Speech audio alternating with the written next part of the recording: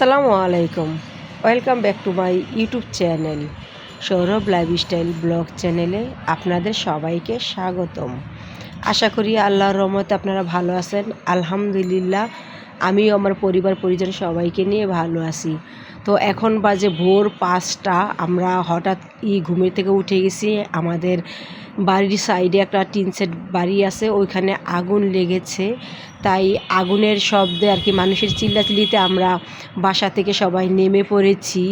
যেহেতু আমাদের পাশেই মানে আমাদের বাসার লগেই দেখা যায়, এক ঘরে আগুন লাগলে তো 10 ঘর পড়ে, বাইচান্স যদি আমাদের ওইখানে কোনো প্রবলেম হয়ে গেল, তাই আমরা সবাই আগেই নেমে গিয়েছি বাসা থেকে।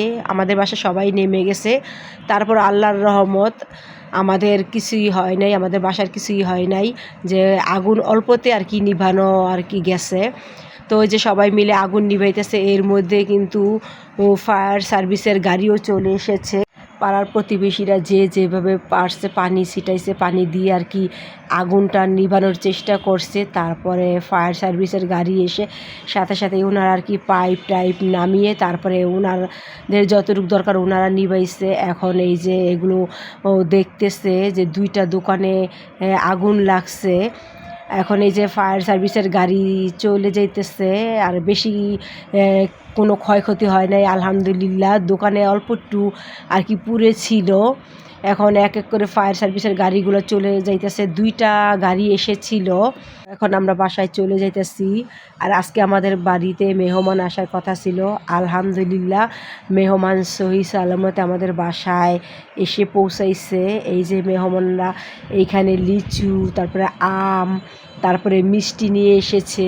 2 প্যাকেট আম আনছে আর কি, 2 প্যাকেট আর কি অনেকগুলো আম এনেছে আর মিষ্টি এনেছে। মেহমান হইতেছে আমার মামানি আর মামাতো বোনের হাজব্যান্ড। মামানি হইতেছে আমার মায়ের মামাতো ভাইয়ের বউ, আমার মামানি। তো মেহমানদের জন্য এই যে এইখানে সেমাই ভিজাইছে আমার মা। তো এখানে আমার মা মেহমানদের জন্য এই যে সেমাই রান্না করেছে, আর আম, লিচু, মিষ্টি এগুলা মেহমানদের আর কি আমরা নাস্তা খেতে দিয়েছি। আর এর মধ্যে আমার মাও কিন্তু মেহমানদের জন্য রান্না বাড়া বসিয়ে দিয়েছে। তো ওই চুলাটাতে আমার মা গরুর মাংস বসাইছে, আর এই চুলাটাতে আমার মা মুরগির কোরমা করবে। আর এই যে এখানে 2টা ইলিশ মাছ বের করে রেখেছে। এই ইলিশ মাছগুলো আমার মা খুব সুন্দর করে ভাজি করবে আর রান্না করবে বেগুন দিয়ে। তো আমার মা এই যে ইলিশ মাছটা আসলে নিতেছে, ইলিশ মাছটা খুব সুন্দরভাবে পরিষ্কার করে নিয়ে নিতেছে। আর এই দিক দিয়ে যে গরুর মাংসটা কিন্তু খুব সুন্দরভাবে রান্না করা হয়ে গেছে। এর মধ্যে আরও অনেক কিছুই কিন্তু রান্না হয়ে গেছে, যেমন ডিম ভাজি করে ফেলেছে, তারপরে পোলাও রান্না করে নিয়েছে। তো এই যে মেহমানদের দুপুরের খাবার দাবার আমরা সামনে বেড়ে দিয়েছি। এখানে আছে পোলাও, তারপরে চিকেনের কোরমা, মুরগির মাংস, ইলিশ মাছ ভাজা, ডিম ভাজা, তারপরে আছে বেগুন দিয়ে ইলিশ মাছ রান্না, আর এখানে আছে ভাত। এই যে সামনে প্লেট দিয়ে দিছি। এখন মেহমানরা এক এক করে নিবে আর খাবে। এখন ওনাদেরকে বলতেছে যা খায় নেন, তাড়াতাড়ি খায় নেন। ওনারা আর কি বসে রয়েছে, করতেছে হ্যাঁ তোমরাও খাও, একসাথে খাই। আমরা বললাম যে না আপনারাই খান। তো এই যে আমার মা সামনে সব এগিয়ে দিতেছে, এখন ওনারা এই যে এক এক করে নিয়ে খাইতেছে। আর এই দিক দিয়ে আমার ছেলের খাবারটা আমি রেডি করে দিচ্ছি। আমার ছেলেকে দিয়েছি চিকেন কোরমা আর গরুর মাংস। আমার ছেলে আর কি মাছ খায় না, ইলিশ মাছ খায় না, এই জন্য খালি শুধু চিকেন কোরমা আর গরুর মাংসটাই দিয়ে দিচ্ছি।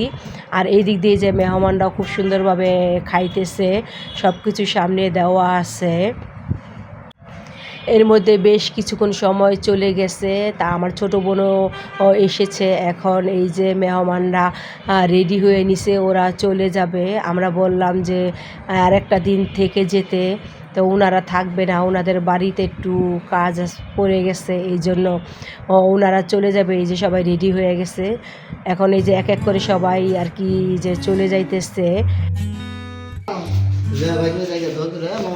ঠিক আছে।